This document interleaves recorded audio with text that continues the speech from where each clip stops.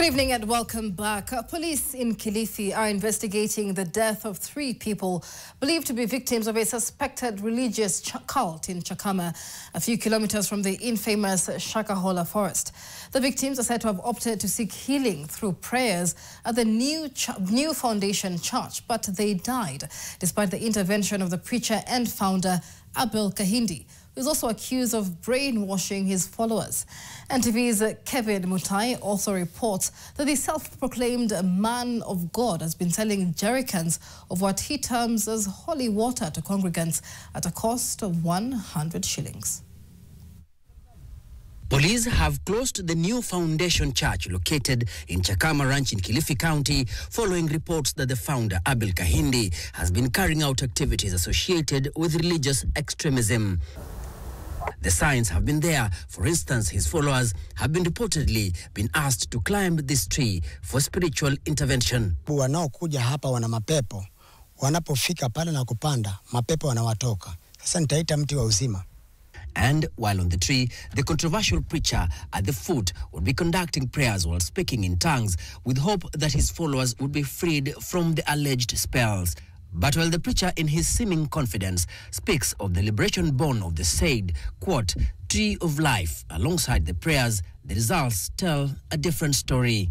Kuna waumini wameweza kupoteza maisha yao katika mahali hapa, katika ile hali ya anawaombea, na wengine vile anasema wameenda hospitali after kuombewa, lakini wamepoteza maisha yao. Mwingine alipoteza katika hali ya kuombewa, lakini kwa sababu ni watu wamepoteza maisha na yeye ndiye mhusika mkuu, lazima sasa hilo jambo lichunguzwe.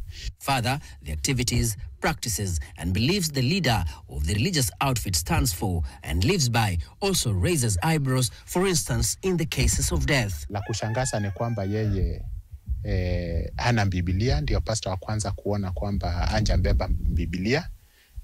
Na tukimuonji wakati ameonjiwa pia anasema yeye anaamini sana kupeana maji ya uzima, ambayo ndio anauza kwa shilingi 100 mitungi 3. Some of Kahindi's admissions to the police seem to be a departure from some of the basics of the very Christianity he claims to profess. According to locals, the alleged church was constructed in 2023 and has been attracting followers, including those who survived the famous deadly cult in Chakama forest, where hundreds of people died. They say that the most of his followers hail from the neighboring villages, and some of them, despite the questions that arise from his way of religion, defend his doctrine and refute claims of being brainwashed. Unaona hapa hakuna mafunzo ya kupotosha hata kidogo. Jumi nilikuwa kwa Mackenzie ya huko yako, lakini hapa hakuna. The situation would have been worse off if we did not have our security agencies acting on intelligence that is provided for. But of course, for cases like including the cases of Rongo, and as we've said before, we do not want to have a situation where there is a massive destruction of life and loss of life, like the case of Chakama. Kahindi was arrested on Thursday and detained at Malindi police station as police say the suspect confessed to being associated with a mega church in Bombolulu, Mombasa.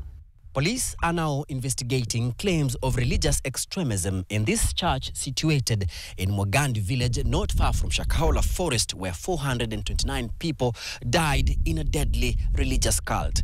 Kevin Mutai, NTV, in Kilifi County.